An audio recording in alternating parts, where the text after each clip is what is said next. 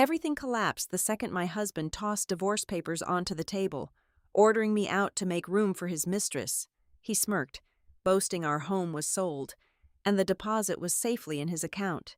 That arrogant smile quickly vanished when he discovered the property he sold was never his to begin with. The price of his betrayal would be his freedom. Watch how one forged signature destroyed a cheater's entire life. Hello, everyone. Before today's story begins, we'd like to share a quick message. YouTube recently removed our monetization, cutting off our income. If you enjoy this story, we humbly ask for just $1 to help pay our staff so they can make a living and keep creating for you. Thank you for saving us. Now, let's begin the story. My name is Riley Bailey. I am 34 years old and work as a senior data analyst at Lumina Tech Solutions. For the past 3 weeks, I had been living out of a suitcase on the West Coast, surviving on lukewarm hotel coffee, airport food, and barely 4 hours of sleep a night. All I wanted was to come back to my sanctuary in the Chicago suburbs.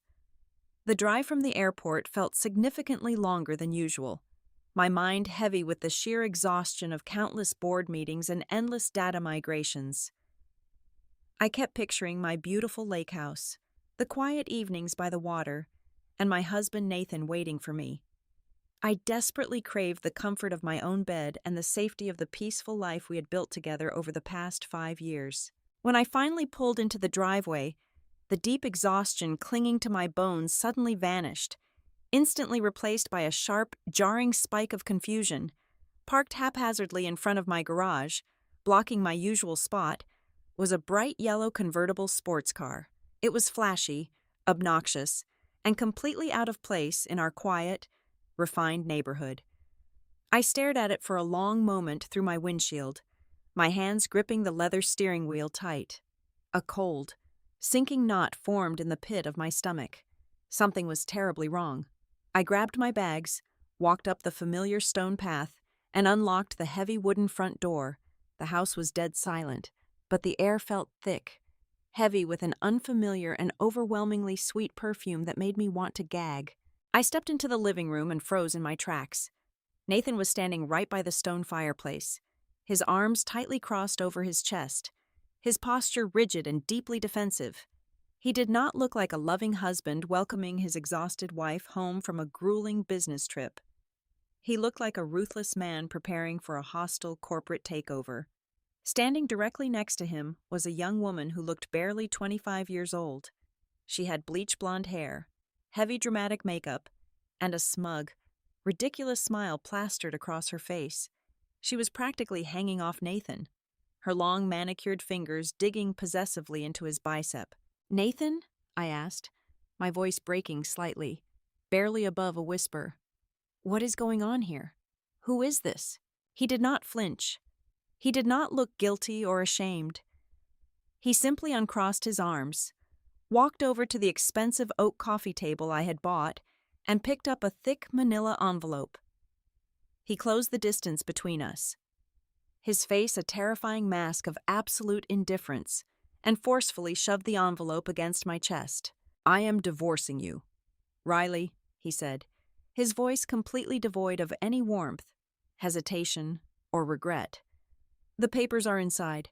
I have already signed them. I want you to pack whatever fits in your bags and get out of this house right now." The cruel words hit me like a physical blow to the head. The air completely rushed out of my lungs, leaving me desperately gasping in the suffocating silence of my own living room. I looked down at the brown envelope in my shaking hands, then back up at the man I had promised to spend my life with. This was not a marital fight. This was a calculated, vicious ambush. "Get out?" I managed to say, the entire room spinning slightly around me. "Nathan, what are you talking about? This is my home." He let out a short, harsh, and utterly condescending laugh. "Not anymore. It is not. I sold it. The lake house was purchased by a corporate real estate firm 2 days ago. They paid entirely in cash. The massive earnest money deposit is already sitting safely in my personal bank account, and the final transaction closes in exactly 4 days. You have absolutely no legal right to be standing on this expensive hardwood floor right now. So, do us both a huge favor. pack your things, and leave before I have to call the local authorities to forcefully remove a trespasser." Before I could even process the sheer, breathtaking cruelty of his statement, the young girl clinging to his side let out a high-pitched, grating giggle that echoed terribly off the walls. "Honestly, Nathan, you were absolutely right," she sneered, looking me up and down with exaggerated, theatrical disgust. "She looks completely miserable. Look at that tragic gray suit and those tired eyes. It screams middle management depression. I do not know how you woke up next to that boring, exhausted mess every single morning. Do not worry. Honey, you should probably just take your little rolling suitcase and find a cheap motel down the highway. Nathan has a real, vibrant woman to take care of him now." Chloe pressed her face against his shoulder, looking at me like she had just won the greatest prize on earth. She was visibly reveling in my sudden pain, completely intoxicated by her own perceived victory in this sick, twisted game of infidelity. A million different violent reactions fought inside my exhausted mind. A primal part of me wanted to scream until my throat bled, to throw the heavy crystal vase on the table right at their arrogant faces, to drop to my knees and demand to know why he was destroying our life together. But as I stared at his cold, unfeeling eyes and her mocking, pathetic grin, a strange, terrifying calm washed over my entire body. Crying would give them power. Screaming would give them immense satisfaction. I absolutely refused to hand over my dignity to a traitor and a parasite. I stood up perfectly straight, methodically smoothing out the wrinkles in my gray business suit. I looked Nathan dead in the eye, offering absolutely no emotion, no tears, no weakness for him to feed on, without saying a single, solitary word. I turned on my heel and walked up the carpeted stairs to the master bedroom. I grabbed a large duffel bag from the closet and quickly packed 7 days' worth of clothes, my essential toiletries, and my electronics. I could hear them downstairs, laughing and whispering, their joyful voices echoing off the walls of the home I had fiercely loved and maintained. When I walked back down the stairs, carrying my heavy bags, they were standing right by the front door, eagerly waiting to watch me walk away in total disgrace. "Make sure you leave the house keys on the kitchen counter," Nathan ordered, a cruel, victorious smirk playing on his lips. "And do not even bother calling my phone. My lawyer will handle everything from here on out." "Yeah, bye," Chloe chirped loudly, waving her manicured fingers at me like I was nothing more than a dismissed, unwanted servant. I silently placed the shiny keys on the marble kitchen island, adjusting my firm grip on my luggage. I looked at Nathan one last time, permanently locking away the image of his arrogant, triumphant face in my memory.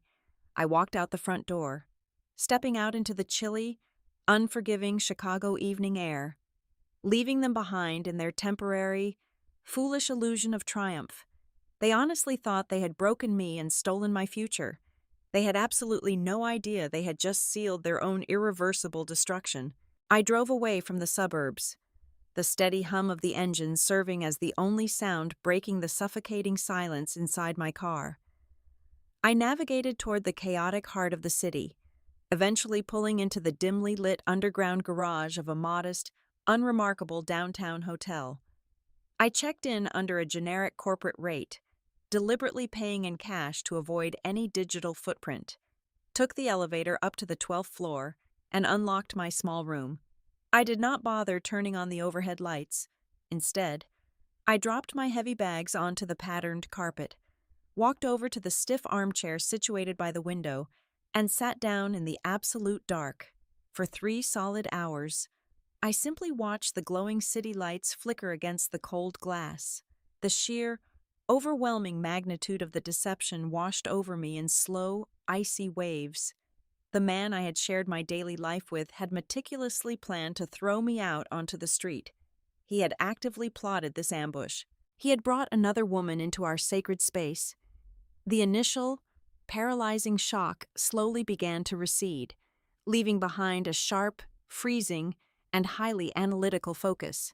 I was not the type of woman who crumbled into a puddle of tears under intense pressure.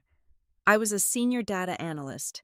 I survived by finding the fatal flaws in highly complex systems. My soon-to-be ex-husband was about to become my most thoroughly dismantled project. I finally stood up, flipped on the small brass desk lamp, and dragged my rolling suitcase onto the stiff hotel bed.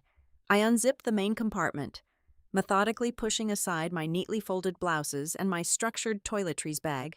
Right at the very bottom, carefully tucked beneath a concealed false lining, lay a worn, dark brown leather portfolio. It was an unassuming item I faithfully carried on every single business trip, a strict habit formed long before I even met him. He had seen it sitting on my home office desk 100 times, but his arrogant mind had always dismissed it as boring, trivial corporate paperwork. He never once bothered to ask what was actually inside. That profound lack of curiosity was about to cost him his entire future. I untied the thick leather strap and opened the folder, revealing a dense stack of legal documents printed on heavy, premium watermarked paper. These were the foundational operating agreements, tax structures, and articles of incorporation for a private limited liability company focused entirely on high-yield asset management. A brilliant university friend and I had quietly established this entity over 7 years ago, long before I ever put on a white wedding dress. We built it as a protective fortress, designed by top-tier legal minds to shield our hard-earned investments from personal liabilities, frivolous lawsuits, and, quite fittingly, predatory spouses. I flipped to the property registry section, tracing the typed black ink with my index finger. The beautiful lake house in the suburbs, the very home he so proudly claimed to have sold out from under me, was completely and totally insulated from his greedy grasp. My name did not appear anywhere on the county property deed as an individual owner. The entire estate was legally titled under the exclusive, protected ownership of our corporate organization. The structural integrity of this arrangement was bound by extremely strict, ironclad corporate bylaws that meticulously governed every single physical asset in our portfolio. To the outside world, I was just a regular homeowner. On paper. However, I was merely a managing member of an untouchable, heavily fortified corporate vault. I pulled out the specific addendum detailing the liquidation of high-value real estate assets. The clauses were explicitly clear and legally unforgiving. No single individual could ever authorize the transfer, mortgaging, or sale of any property belonging to the company. A financial transaction of that massive magnitude required a unified, recorded board resolution. More importantly, executing the final sale demanded a highly specialized digital signature. This specific signature had to be authenticated through 3 independent, rigorous layers of security, including a physical encrypted token, a biometric scan, and a randomized cryptographic key approved directly by the board of directors. A simple handwritten signature scribbled on a standard personal power of attorney or a generic real estate contract was completely worthless. It held absolute zero legal weight in any court of law. The terrifying reality of his reckless actions clicked perfectly into place, sharp and undeniable. For him to actually convince a massive corporate real estate firm that he had the legal authority to sell the house, he had to have submitted documents bearing my forged, written consent. He had recklessly faked my signature, completely oblivious to the massive, impenetrable corporate firewall standing firmly behind my name. He had knowingly committed textbook federal wire fraud, severe document forgery, and massive real estate fraud just to push this fraudulent sale through. A brief, freezing smile touched my lips in the quiet isolation of the hotel room. I could have easily picked up my phone right then, called his number, screamed at him, and stopped the transaction before the legal damage became permanent.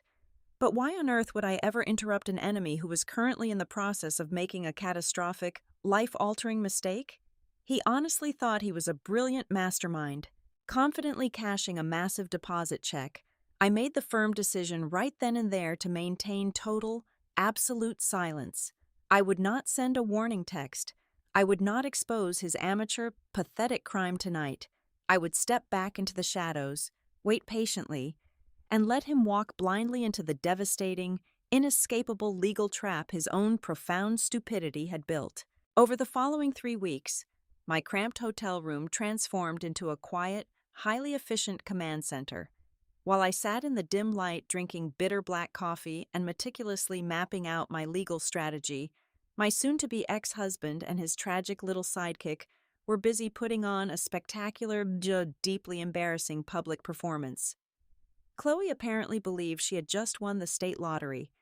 Her social media accounts instantly transformed into a blinding, obnoxious feed of unearned luxury. Every single day brought a brand new post. On a Tuesday, she flaunted a bright red designer handbag that easily cost $15,000.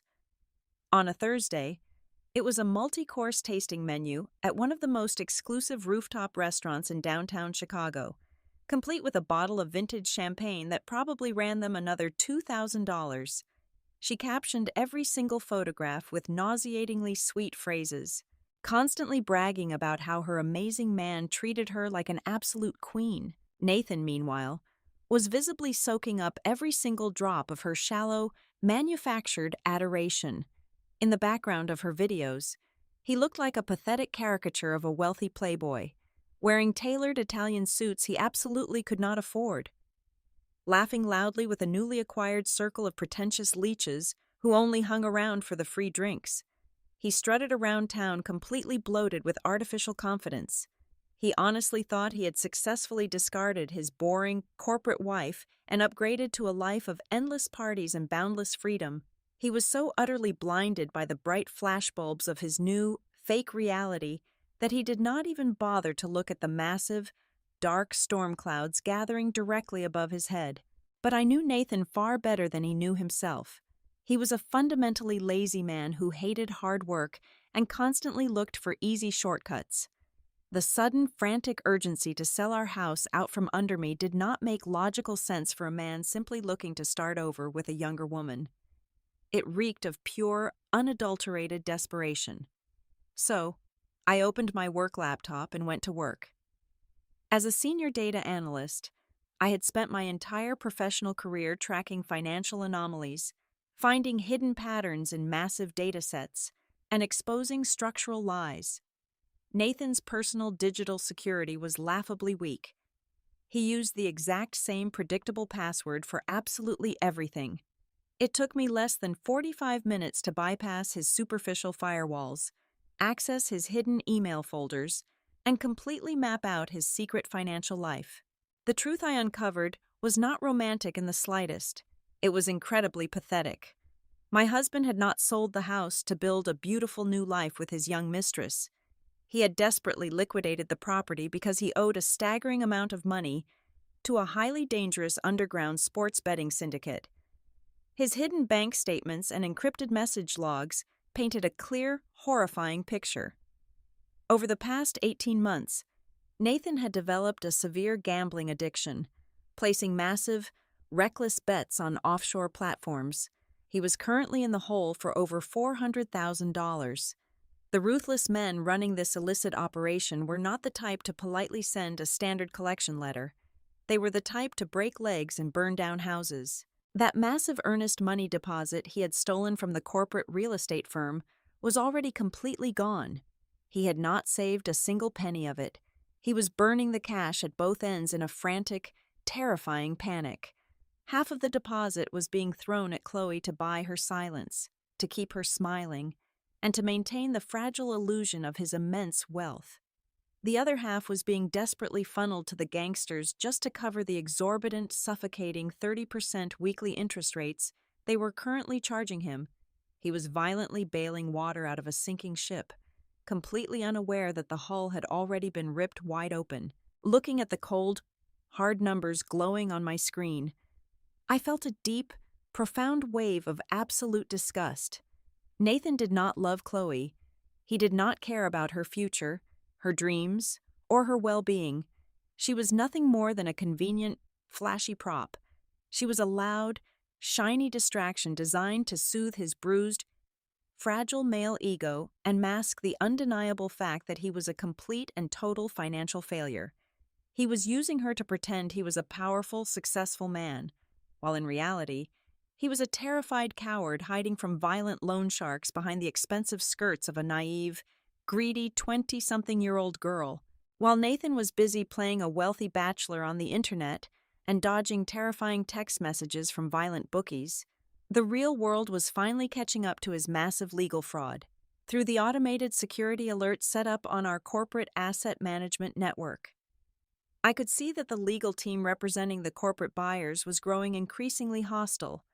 The massive investment conglomerate had accepted his initial forged preliminary paperwork to lock in the rapid cash sale, but they were absolutely not fools.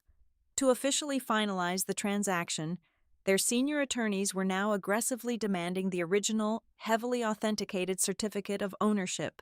They started calling Nathan's personal phone 5, sometimes 10 times a single day. My secure network intercepted the automated legal notices they began sending to his email. One specific message bluntly read, "Failure to produce the original, authenticated title deed within 48 hours will result in an immediate termination of this contract and severe legal action regarding the unreturned deposit funds." Every single time his phone rang, I could easily imagine the sheer panic gripping his chest. Nathan had successfully faked my signature on a generic intent to sell form, but he absolutely could not produce the encrypted, biometric corporate authorizations required by the buyer's relentless legal department. He was completely out of money, heavily in debt to violent criminals, and actively stalling a massive, incredibly powerful corporate entity. The trap was rapidly closing around his neck, and the oxygen in his fake, glamorous world was finally running out. The corporate buyers were not a nice, gentle family looking for a quiet summer vacation home. They were a massive, utterly ruthless commercial investment conglomerate known across the city as Apex Holdings. Apex Holdings possessed a terrifying reputation for financially destroying anyone who dared to waste their valuable time or their money. They employed entire floors of aggressive corporate attorneys who did absolutely nothing but analyze property transfers and tear apart poorly constructed contracts. The cracks in Nathan's quickly fabricated paperwork were becoming glaringly obvious to these seasoned legal experts. The initial generic intent to sell forms he had submitted were no longer sufficient to keep the process moving forward. The lawyers noticed the distinctly missing corporate seals, the glaring lack of an authorized board resolution, and the highly suspicious absence of my mandatory biometric verification. Apex Holdings did not politely ask for clarification or grant him an extension. They swiftly dispatched their most aggressive senior litigators to deliver a devastating ultimatum directly to his email inbox. The legal notice was drafted with absolutely zero mercy. It explicitly stated that Nathan had exactly 72 hours to surrender the original, fully authenticated certificate of ownership and hand over the physical property keys. If he failed to meet this strict deadline, Apex Holdings would not just cancel the pending contract. They promised to drag him directly into federal court and aggressively prosecute him for severe commercial fraud, grand larceny, and the malicious misappropriation of an asset worth over $2 million. The crushing, suffocating weight of that 72-hour deadline finally shattered Nathan's arrogant, manufactured delusion. He suddenly realized he could not charm, manipulate, or bully his way out of a massive federal indictment. His immediate, panicked instinct was to fall back on his oldest and most reliable habit, manipulating his wife. He desperately needed me to sign supplementary legal waivers to cover the massive, gaping holes in his fraudulent transaction. My secure burner phone, which I used solely to monitor my old number from the safety of my hotel room, began lighting up constantly. He called me 25 times in a single Tuesday afternoon, when I did not answer a single ring. The frantic text messages started pouring in by the dozens. At first, his messages were highly demanding and incredibly angry, ordering me to call me back immediately to finalize our separation paperwork. When that aggressive tactic failed completely, his tone rapidly shifted to pathetic, miserable begging. He left long, rambling voicemails, his voice shaking, claiming he had made a terrible mistake, that we urgently needed to talk face to face, and that he just needed one tiny signature on a routine tax document to make the divorce go smoothly for both of us. I sat in my quiet, dark hotel room, listening to his voice crack with genuine, unadulterated terror, and I felt absolutely nothing but cold, analytical satisfaction. I permanently blocked his number, disabled my old email accounts, and completely severed every single line of communication. He was entirely on his own, trapped in a nightmare of his own making, cornered like a terrified animal, with violent underground bookies breathing heavily down his neck and ruthless corporate lawyers threatening him with a lengthy prison sentence. Nathan made the most catastrophic decision of his entire life. He decided to blindly double down on his initial crime. Since he could not reach me to force a legitimate signature, he foolishly believed he could somehow trick the massive investment conglomerate one more time. Through his shady gambling connections, he reached out to the criminal underworld and hired a professional counterfeiter. He paid an exorbitant fee, using the very last shreds of his stolen deposit money, to have a series of highly complex, official-looking corporate documents manufactured from scratch. He ordered fake board resolutions, counterfeit notary stamps, and a completely fabricated certificate of ownership that falsely listed him as the sole managing director of my private organization. He honestly thought these glossy, sophisticated forgeries would be enough to bypass the strict appraisal system of Apex Holdings, at least for a few more days, giving him just enough time to grab the remaining cash and disappear completely. However, my husband was fundamentally ignorant of how modern digital security actually functioned. The very moment his hired forger attempted to upload those fabricated documents into the secure legal portal utilized by Apex Holdings, my encrypted laptop screen lit up with a massive barrage of bright red security notifications. The automated defense protocols embedded deep within my corporate network had been instantly tripped. The system flawlessly recognized the forged digital certificates because they completely lacked the proprietary cryptographic keys generated exclusively by my physical security token. My software rapidly recorded every single detail of his clumsy, desperate intrusion. It securely logged the exact time of the breach, the specific Internet protocol addresses used by the counterfeiters, and captured high-resolution, undeniable copies of the fake documents he had just submitted. It was an absolute goldmine of undeniable, technically bulletproof digital evidence. He had literally handed me the exact weapon needed to permanently destroy him, wrapped in a neat, legally binding bow. I did not waste a single second gloating. I systematically extracted the entire massive data set, encrypting the server logs and the forged documents into a single, impenetrable digital file. I then drafted a highly detailed, extremely precise executive summary outlining every single aspect of his ongoing criminal enterprise.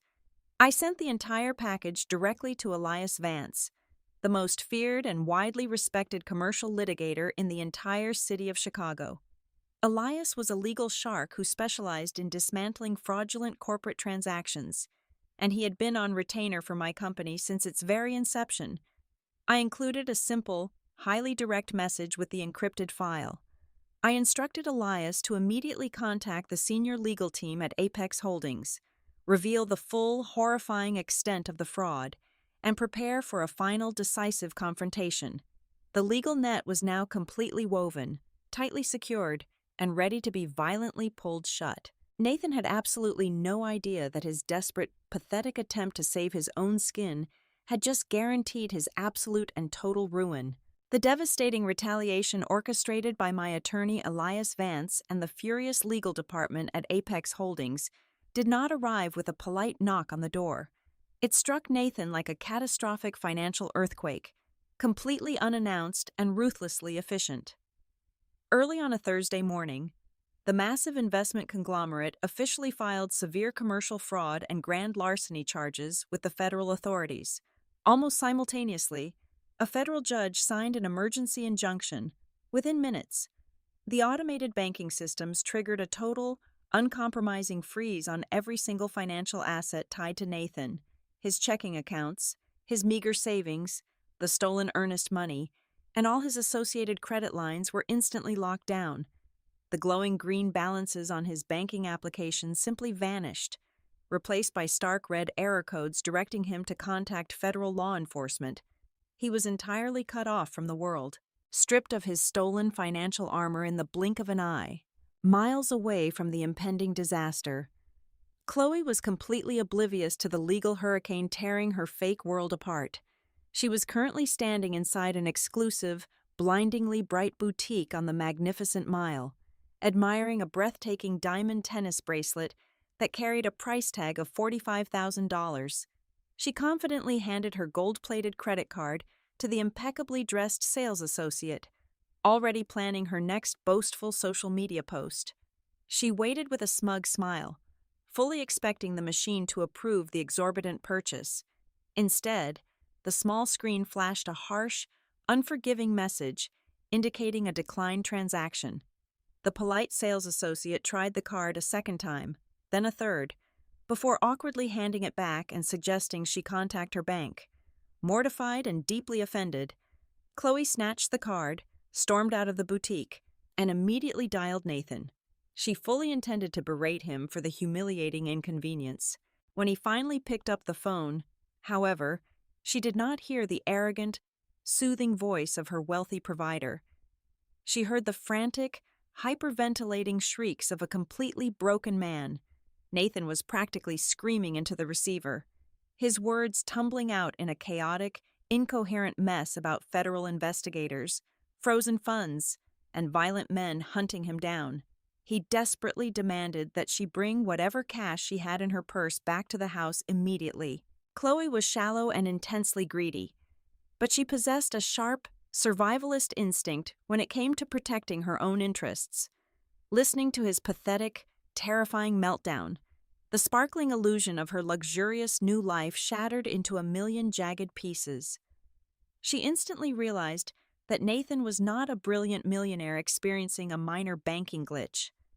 He was a broke, desperate criminal standing right on the precipice of a massive federal prison sentence. She did not hesitate for a single second. She hailed a cab back to the suburbs, bursting through the front door with single-minded determination. She completely ignored Nathan, who was pacing erratically in the hallway, sweating profusely and pulling at his own hair. She marched straight up the stairs to the master bedroom and violently pulled 3 massive suitcases from the closet. With ruthless efficiency, she began shoving every single expensive designer gown, every pair of imported leather shoes, and every piece of fine jewelry he had bought her over the past 3 weeks into the bags. She did not fold a single item.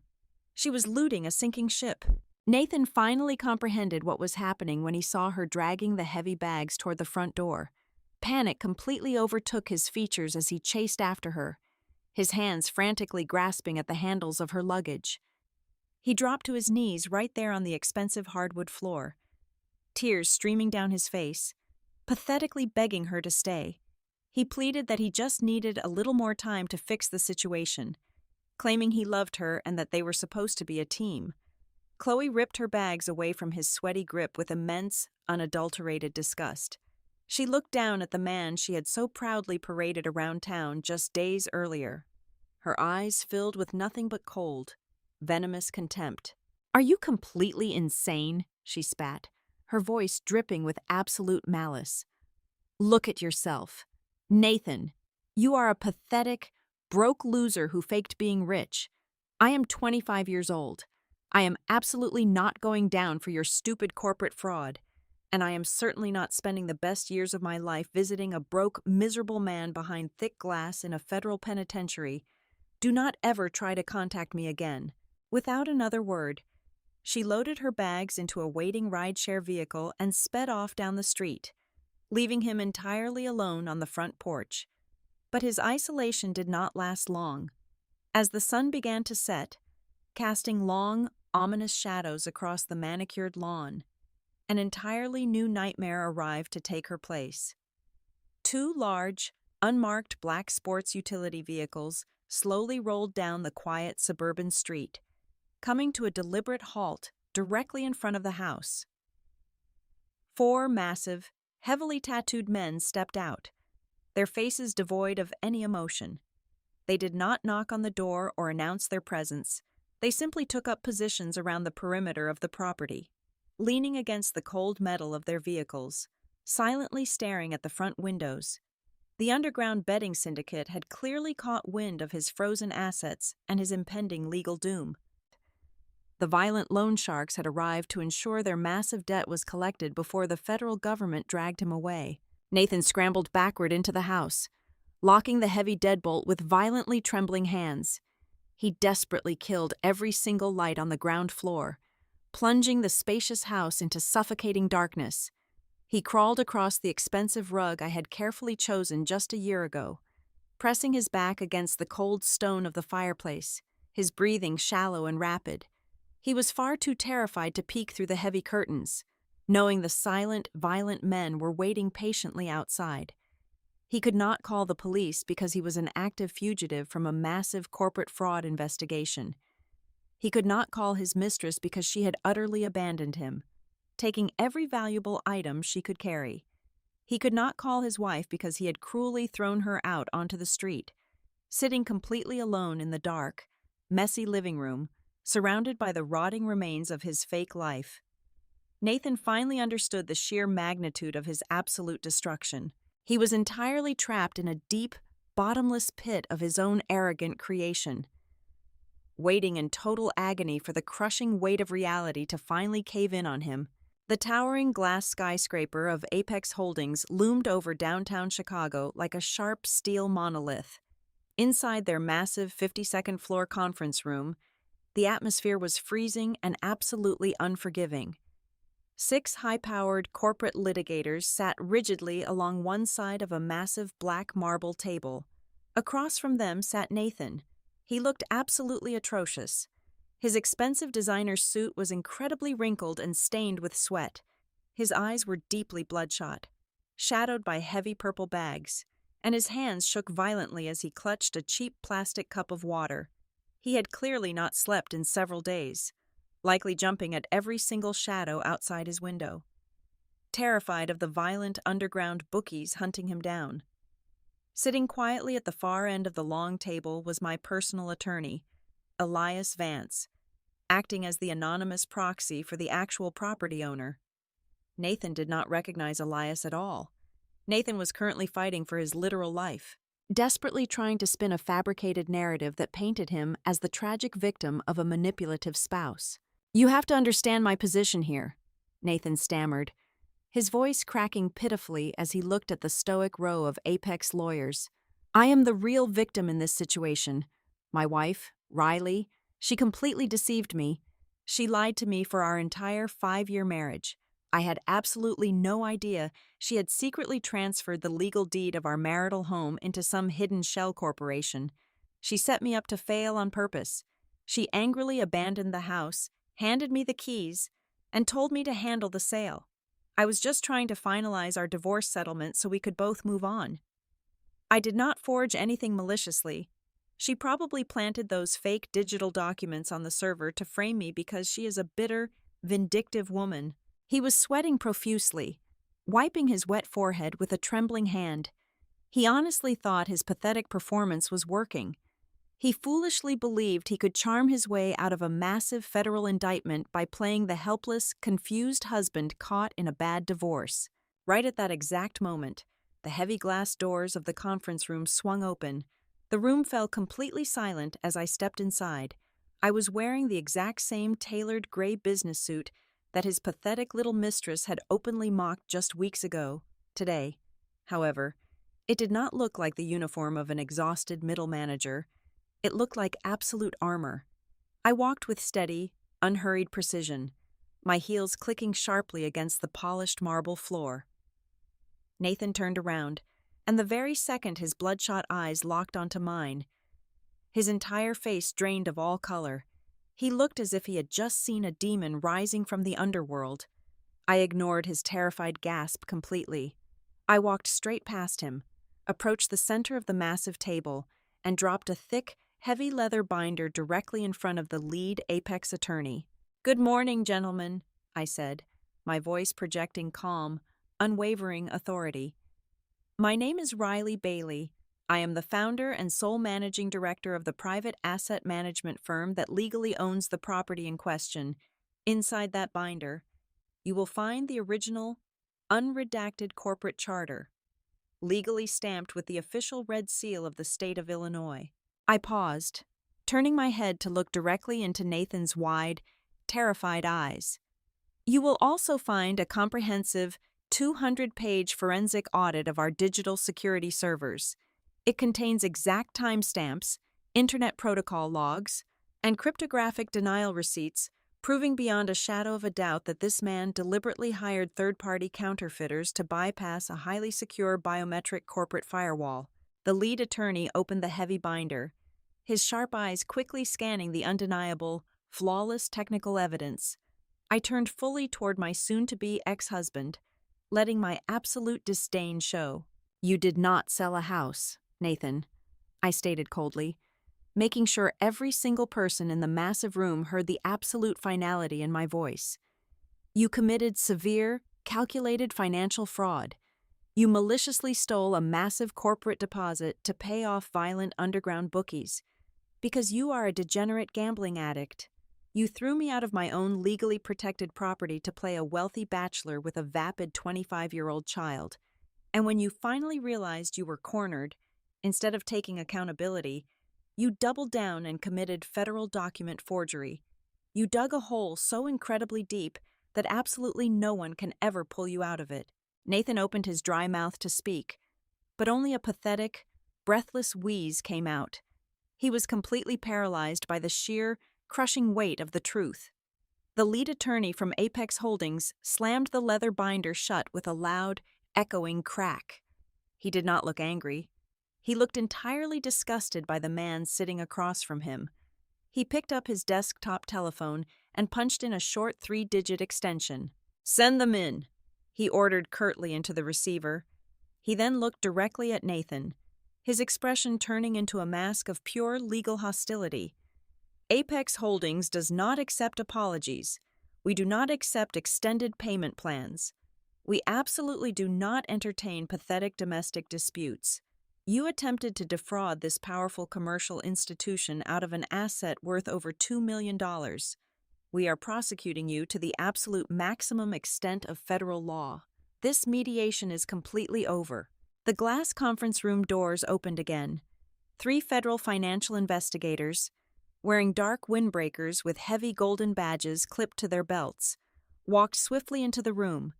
They marched straight toward the chair where my husband sat.